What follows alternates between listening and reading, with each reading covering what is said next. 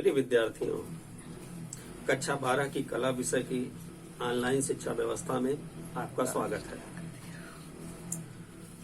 विद्यार्थियों, सबसे पहले संपूर्ण संसार कला का सबसे बड़ा मंच है और इस मंच पर संपूर्ण जगत के प्राणियों में मनुष्य ही एक ऐसा प्राणी है जिसके पास किसी भी विषय वस्तु को ज्यादा से ज्यादा सोचने और समझने की शक्ति प्राप्त है। सर्च यानी खोज मनुष्य का सबसे बड़ा गुण है और एक कला भी उसी का एक परिणाम है। कला के माध्यम से हम दूसरों को संदेश देते हैं कि वो कैसे आनंदित रह सकते हैं, वो कैसे आनंद प्राप्त कर सकते हैं। कला का उद्देश्य ही है सौंदर्य के माध्यम से दूसरे व्यक्ति को खुशी प्रदान करना। कलाकार स्वयं ही कृति की रचना करता है और फिर जो उसे कृति को देखते हैं वो उससे आनंदित होते हैं। हमारे शास्त्रों में कहा गया है कंलाति ददाति इति कला, अर्थात आनंद प्रदान करने वाली वस्तु को कला की संज्ञा दी जा सकती है। कला मनुष्य की वह रचना है जो हमें आनंद प्रदान करती है।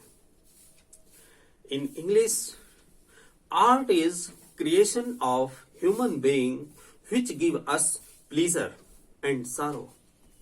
कला मनुष्य की वह रचना है जो हमें आनंद प्रदान कर सकती है, जो हमें दुख की ओर इंगित कर सकती है। अब हम आते हैं कि कला के प्रकार कितने हैं। तो आपको बताऊं, कला दो प्रकार की होती है। नंबर 1 उपयोगी कला और नंबर 2 ललित कला। नंबर 1 उपयोगी कला के बारे में आपको बताऊं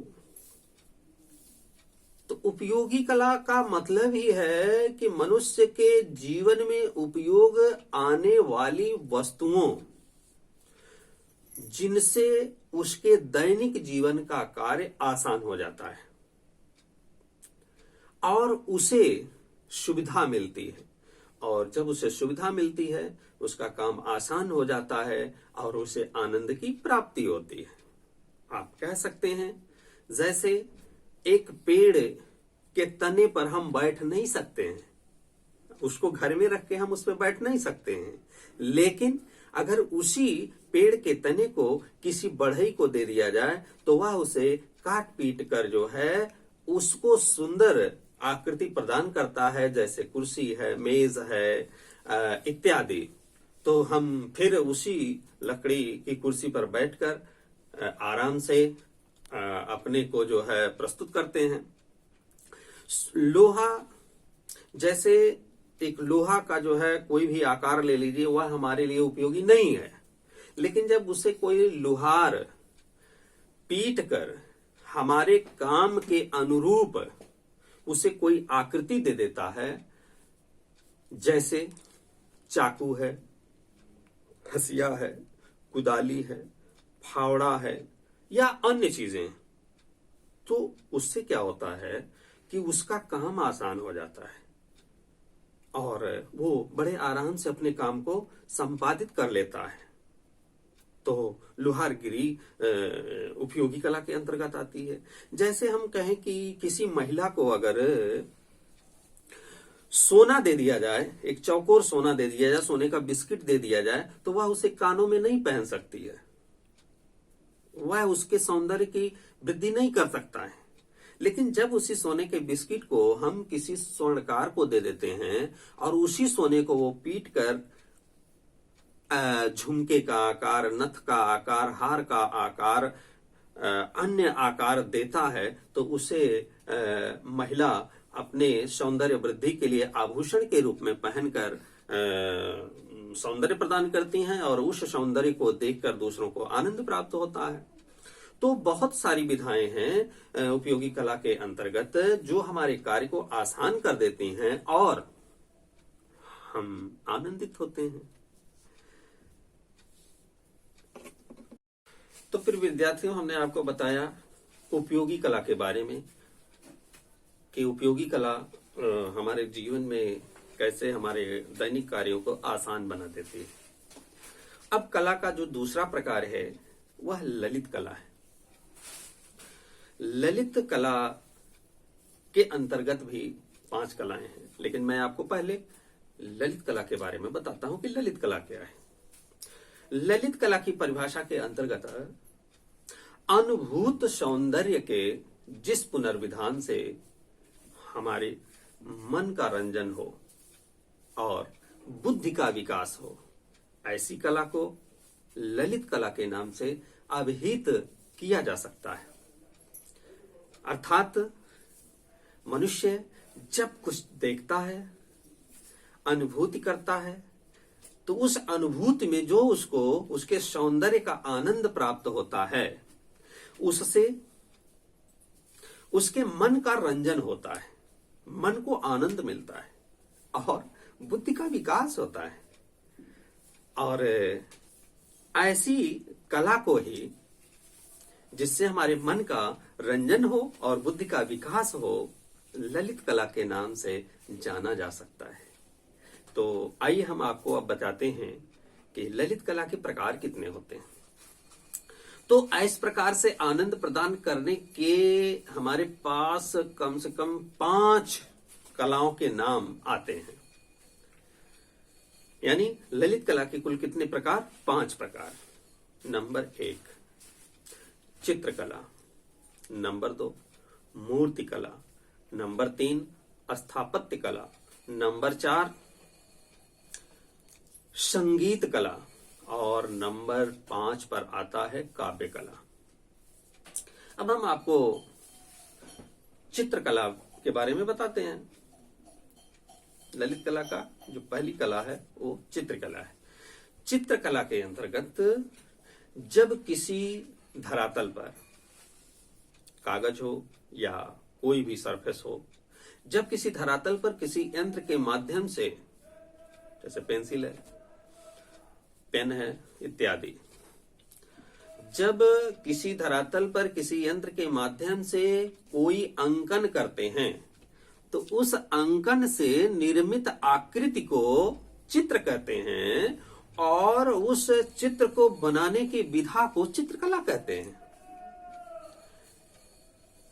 और चित्रकला 2 आयामी होती है, यानी उसमें केवल लंबाई और चौड़ाई होती है, ऊंचाई नहीं होती है। इसीलिए उसको 2 आयामी चित्रकला कहा जाता है। द्विआयामी अर्थात 2 डायमेंशनल आर्ट। अब बच्चों, आपको मूर्ति कला, ललित कला का दूसरा नंबर पे जो कला है वो मूर्ति कला है। मूर्ति कला में बच्चों हम किसी ठोस माध्यम के द्वारा, जैसे मिट्टी है, लकड़ी है, पत्थर है, जब हम किसी ठोस माध्यम से किसी आकृति को बनाते हैं तो उसमें 3 डायमेंशन होते हैं, लंबाई गुणे चौड़ाई गुणे ऊंचाई। तो जब चित्र में लंबाई और ऊंचाई के साथ साथ लंबाई और चौड़ाई के साथ साथ ऊंचाई भी आ जाती है, तो ऐसे आकृति में उभाड़ भी आ जाता है, और जिसमें उभाड़ आ जाता है वो त्रिआयामी हो जाती है, और त्रिआयामी वस्तु को ही हम मूर्ति कहते हैं, और ऐसी विधा को मूर्ति कला कहते हैं। इन मूर्ति कला के माध्यम से हम अपने मानव के, पशु के, पक्षियों की बड़ी बड़ी छोटी छोटी मूर्तियां, देव आदि की मूर्तियां, महापुरुषों की मूर्तियां बनाकर हम चौराहों पर, मंदिरों में, चौराहों पर, अन्य स्थानों पर लगाकर समाज को प्रेरित करने का कार्य करता है। उसके आचार विचार को समाज में प्रसारित करने का कार्य करता है और लोग प्रेरित होकर उन विचारधाराओं को लेकर आगे बढ़ते हैं। इसीलिए मूर्ति कला का भी बड़ा योगदान है हमारी मानव संस्कृति को अस्थायी रूप से आगे बढ़ाने में। अब जो ललित कला की तीसरी कला है वो है स्थापत्य कला। प्यारे बच्चों, आप जानते हो कि मनुष्य के जीवन में सबसे पहले 3 चीजों की महत्वपूर्ण आवश्यकता होती है: रोटी, कपड़ा और मकान। मकान के निर्माण की विधा, अर्थात जैसे गृह निर्माण की कला, मंदिर निर्माण की कला, पुल निर्माण की कला, जिसके माध्यम से हमें रहने की, आवागमन की आदि आदि सुविधाएं प्राप्त होती हैं। और हमारा पूरा इंजीनियरिंग है, आर्किटेक्ट है और भी बहुत सारी चीजें हैं इस पर जो है जुड़ी हुई हैं। तो स्थापत्य कला के माध्यम से हम गृह निर्माण का कार्य करते हैं। आज सुंदर सुंदर भवन और आदिकाल की झोपड़ियों से लेकर आज शीश महलों तक की जो अट्टालिकाएं बन रही हैं, ये हमारे स्थापत्य कला का देन है। और इस स्थापत्य कला का महत्व आप समझ सकते हैं, महसूस कर सकते हैं कि इसका योगदान हमारे मानव जीवन में उसके जीवन को आसान बनाने के लिए कितना उपयोगी है हमारी स्थापत्य कला। अब हम आपको चौथी जो कला है वो संगीत कला है। हमने ये जो आपको 3 कला ऊपर की बताई, चित्रकला, मूर्ति कला, स्थापत्य कला, ये बच्चों दृश्य कला के अंतर्गत आती हैं। इनका आनंद हमको आंखों से देखकर लेना पड़ता है। हम जो कुछ भी अपनी आंखों से देखते हैं, चाहे चित्र देखते हो, मूर्ति देखते हो, स्थापत्य के रूप में जो है भवन, पुल इत्यादि देखते हैं, इसको हम देखकर ही इसका आनंद प्राप्त करते हैं। इसलिए इसको कहा जाता है कि यह दृश्य की श्रेणी में, दृश्य कला की श्रेणी में आता है। अब हम आपको संगीत कला के बारे में बता रहे हैं। ललित कला का जो चौथा भाग है, प्रकार है, वो है संगीत कला। संगीत कला के अंतर्गत यानी जब हम कोई विचार अपने शब्दों को स्वर के माध्यम से प्रस्तुत करते हैं, तो उस स्वर को सुनकर दूसरे लोगों को आनंद मिलता है। तो ऐसी कला को संगीत कला के नाम से जाना जाता है। जैसे बहारों फूल बरसाओ, मेरा महबूब आया है, मेरा महबूब आया है। आपने इस स्वर को सुना, तो इस स्वर को सुनने के बाद आपको सुनकर आनंद प्राप्त हुआ, ना कि देख कर आनंद प्राप्त हुआ। तो इसको हम संगीत कला के अंतर्गत रखते हैं। और बच्चों, संगीत कला के क्षेत्र इतने विस्तृत हैं कि जिसमें आप लता मंगेशकर, मोहम्मद रफी, मुकेश कुमार और अन्य नए गीतकार, संगीतकार उभरकर आए हैं, जिन्होंने भारत के गौरव को संगीत के क्षेत्र में आगे बढ़ाया है। तो संगीत कला ही बहुत महानतम कला के रूप में जानी जाती है, जो हमें सुनकर आनंद प्रदान करती है। और आपको बताता चलूं कि संगीत हमारे स्वास्थ्य की दृष्टि से भी बहुत आवश्यक है। हम अपने मन को बहुत रिलैक्स दे पाते हैं, बहुत आराम दे पाते हैं, बहुत टेंशन से मुक्त कर पाते हैं जब हमको कोई सुमधुर संगीत सुनने को मिलता है।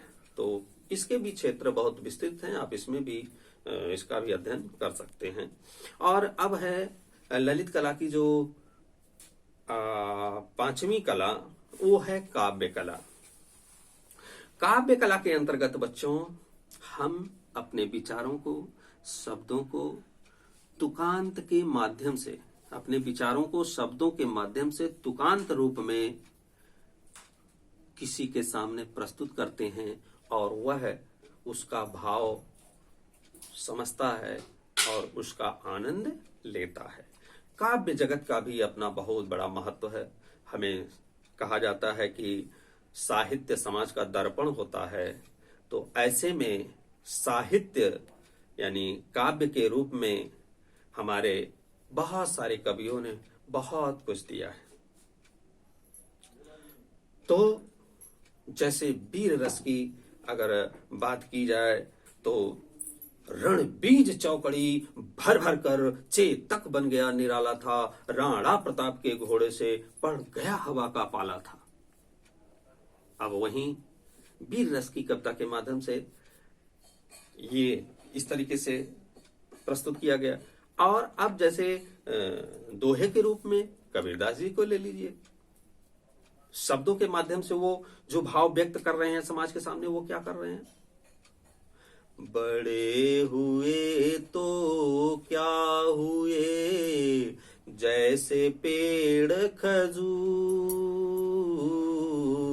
बड़े हुए तो क्या हुए जैसे पेड़ खजूर, पंछिन को छाया नहीं फल लागे अति दूर, कबीरा फल लागे अति दूर। ये साहित्य की प्रस्तुति है और इस साहित्य के माध्यम से हमारे मनुष्य लोगों को जो है ये आनंद प्राप्त होता है। और बच्चों, इस प्रकार से हमने आपको ललित कला के 5 प्रकार बताए। और इसी में मैं एक चीज और आपको बताता चलूं कि साहित्य जगत में आचार्य चाणक्य का नाम बहुत प्रसिद्ध है। कला और साहित्य के बारे में, संगीत के बारे में उन्होंने एक इतना बढ़िया श्लोक कहा है कि मैं उसे आपको जरूर सुनाना चाहूंगा। साहित्य संगीत कला विहीन, साक्षात पशुपुच्छ विषाणहीन, तृणं न खादन्नपि जीवमाना, तद्भागधेयं परमं पशूनाम।